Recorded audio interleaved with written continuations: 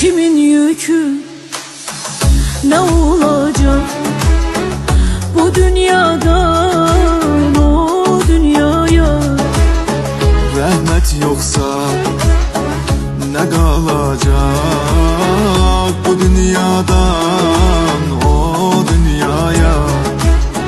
arzu uzun ömür gödey, çaresizi bizlerdek.